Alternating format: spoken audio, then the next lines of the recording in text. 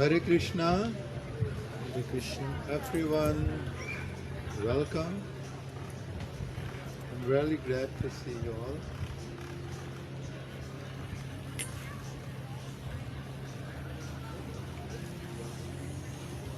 We'll try to tell something about Guru Maharaj, His Holiness Bhakti Charu Swami. And I've given lectures so many times, I think everyone knows everything. And on YouTube and Facebook, you cannot hear. Okay, for this they cannot hear anything. No, it's not about the mic thing. Okay. Can you hear me now? Or is when the wind is there, then you cannot hear me, isn't it? Maybe I should sit.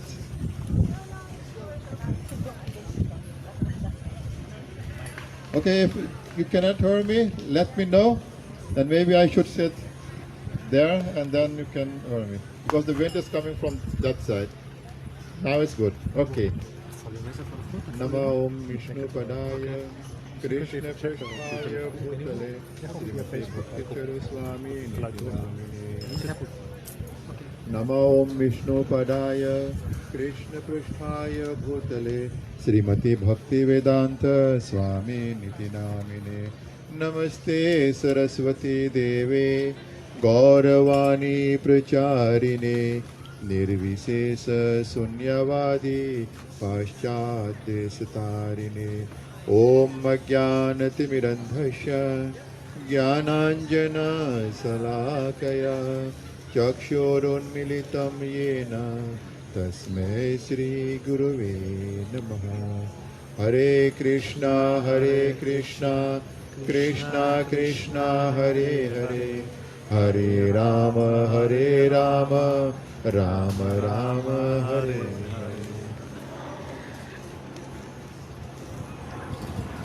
My name is Raghunath Das. I'm a disciple of His Holiness Bhakti Charu Swami. About 30 years ago, he initiated me in Radha days. And since then, I met Guru Maharaj many times. In those days, 30 years ago, there were not so much devotees, not in Holland, and his disciples were only a few, I think about three or four. So we had a lot of association in those days. Guru Maharaj used to come and stay in my house, and actually everything I know Guru Maharaj has taught me, including how to cook, how to behave as a Vaishnava. I can remember that once I made a mistake of giving Guru Maharaj something with my left hand. Guru Maharaj instantly corrected me and he said, never give something with your left hand. So if you want to give something, give with your right hand. So Guru Maharaj was very particular about Vaishnava etiquettes and Vaishnava behavior.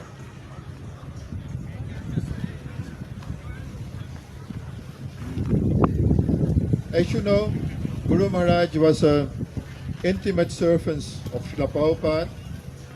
He was a secretary as well, and he's very dear to Srila Prabhupada. From the moment Srila Prabhupada met Guru Maharaj, they had a close connection with each other. In the beginning, Srila Prabhupada gave Guru Maharaj the assignment to translate all his books in Bengali. Few months later, Srila Prabhupada gave him the first and second initiation. In those days, it was not normal, now it's also not normal, to give someone the first and second initiation. But Srila Prabhupada did that. And furthermore, a few months later, Srila Prabhupada gave sannyas initiation to Guru Maharaj. So that was also not normal. That shows how much Srila Prabhupada loved Guru Maharaj. Srila Prabhupada made him secretary of Indian Affairs, and he did all letters, everything what Prabhupada needed for India, and Guru Maharaj arranged, including cooking, including all other things, all other personal things. And in last days of Srila Prabhupada, Guru Maharaj was there in his room. He was also there the first time Srila Prabhupada said that I don't want to be in Holland, not be in this material world anymore. I want to go back to Krishna. I want to go away. And those days, these devotees, they were also very, very sad that Srila Prabhupada wanted to leave. In the same situation, we are now all disciples of His Holiness Bhakti Charu Swami. Before Guru Maharaj left his body, actually he gives several signals indicating that. Actually, he said he has been indicated that from 2012, where he wrote in his Vyas Puja to Srila Prabhupada,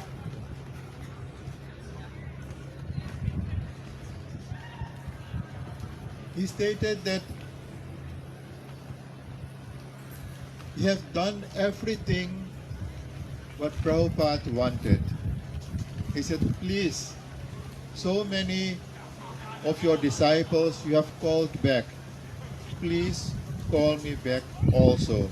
I have done everything what you wanted, and please call me back. And it was in 2012.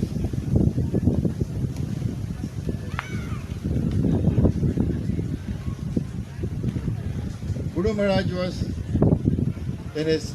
when he was present here in his body, he was a GBC.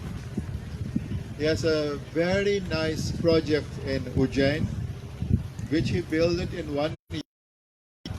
He collected money and built a temple in less than a year, I think. And he has worked in so many projects of ISKCON.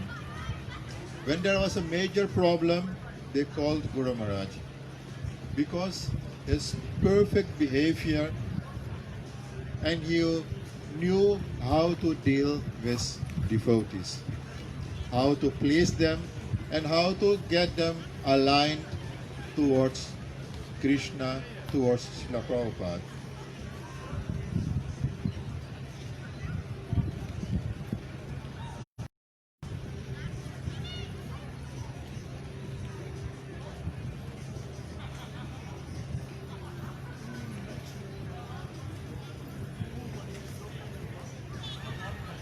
One of the god brothers of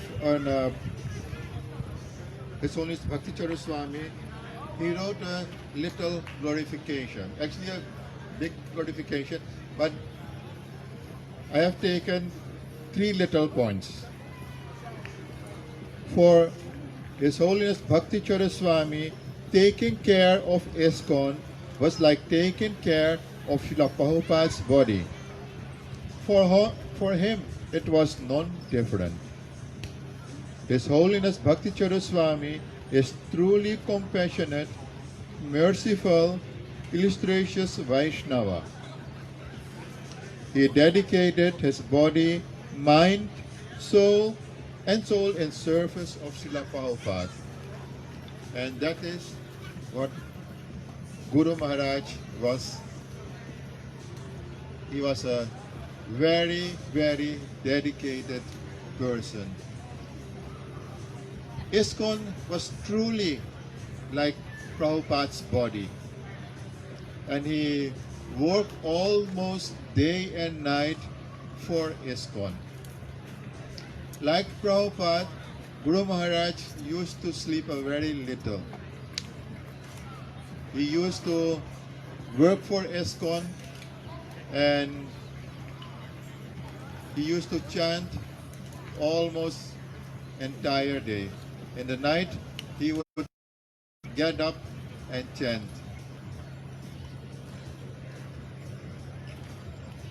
Guru Maharaj is a perfect example of how a Vaishnava should behave. Guru Maharaj was always quoting a verse from the Bhagavad Gita, Yat yat acharati sreshtas tat tat eveta rojana saya pramanam kurute lokas tat anuvartate. It means whatever action is performed by a great man, common men follow in his footsteps, and whatever standards he sets by exemplary acts, all the world pursues. And Guru Maharaj took this by heart. He was living like that. He was living like a perfect gentleman, perfect, pure Vaishnava.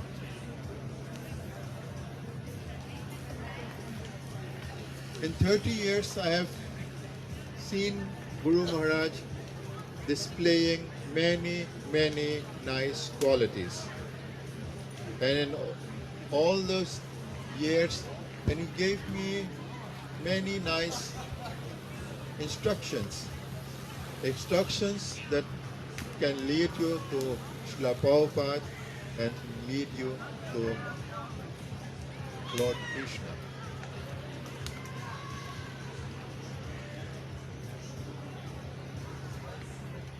I will read out some of the qualifications of some of the characters of His Holiness Bhakti Charu Swami.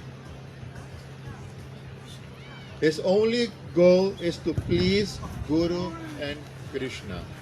Guru Maharaj did not have any other goals. He did not desire any material benefit.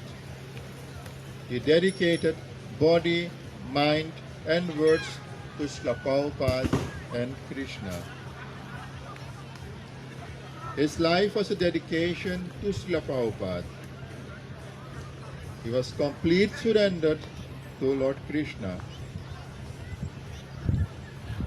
And he was extremely conscious of everything what was happening, and extremely conscious of the devotees. And he didn't discriminate between elevated sannyasi or elevated Vaishnava or just a bhakta who just came in the temple. Once I was in Germany with him, one bhakta wanted to speak Guru Maharaj. And Guru Maharaj met him after 7 years.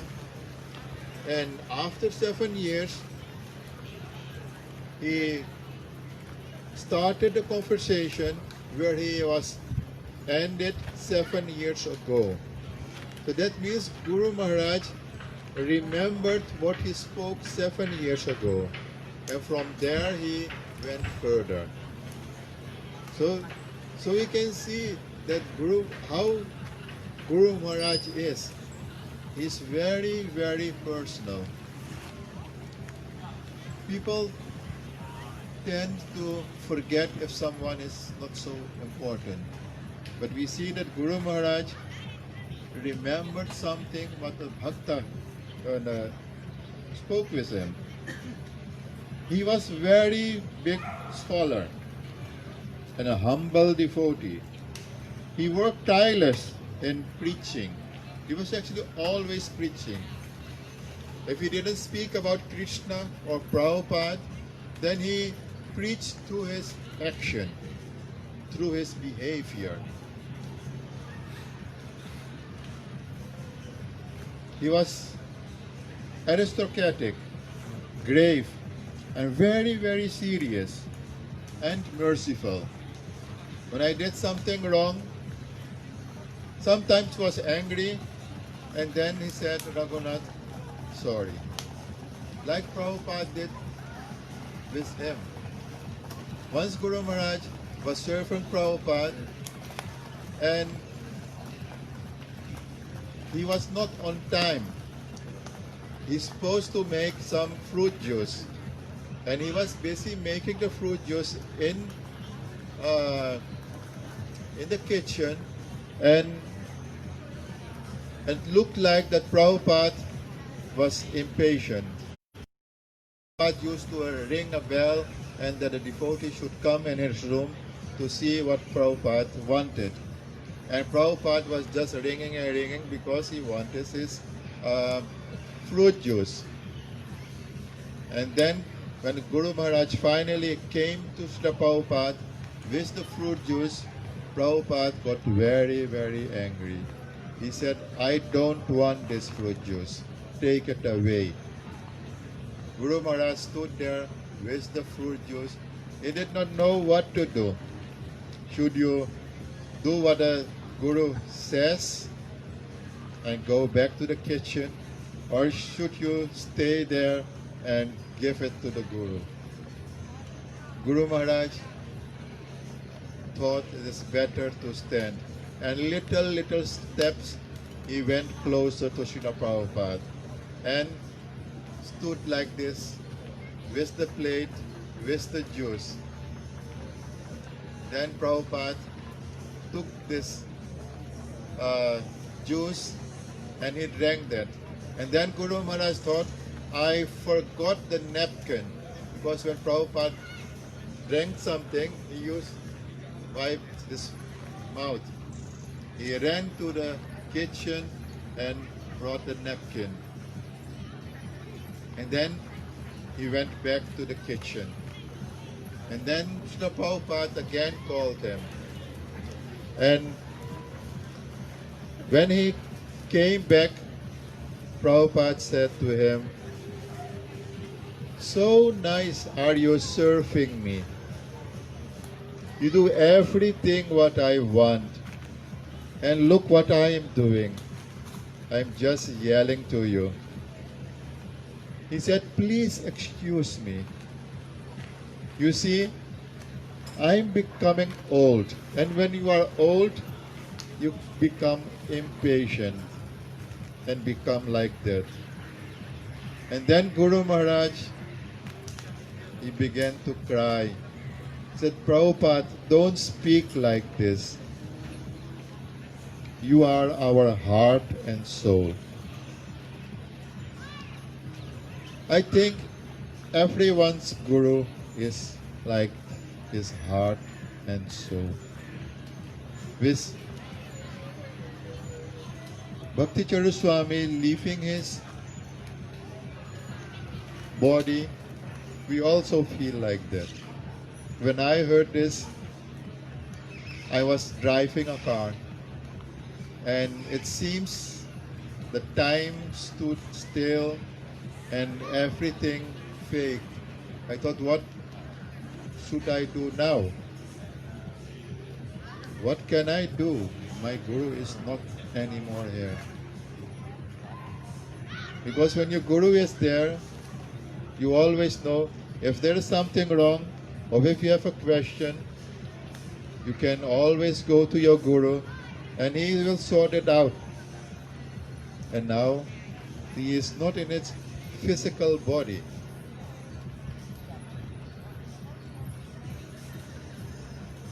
So after some time, I regained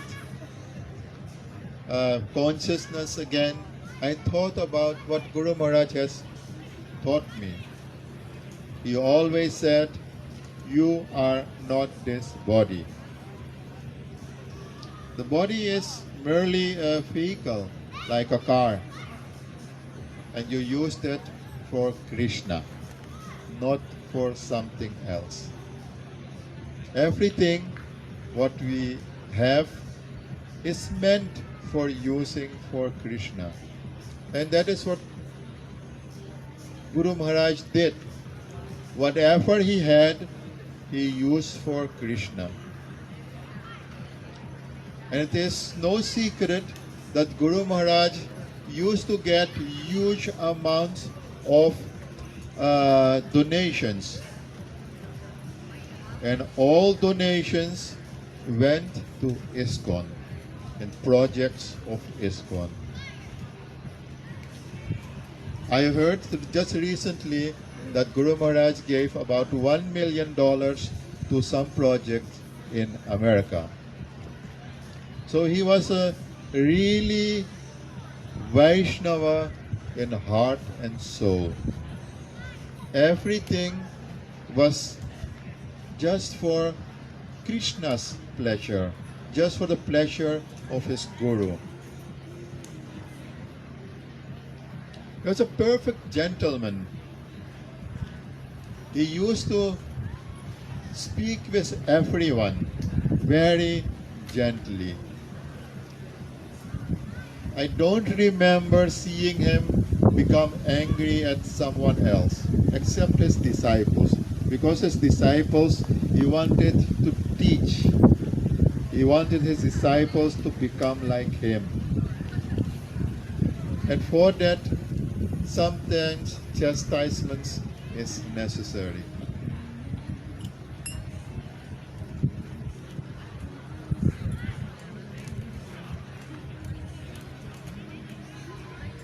In the 30 years, I had many instructions that I got from His Holiness Bhakti Charu Swami. The very first instruction was when I got initiated in 1990. The first instruction was never leave ISKCON. Whatever happens, stay in ISKCON. Because in ISKCON you are protected. Once Guru Maharaj told me, he says,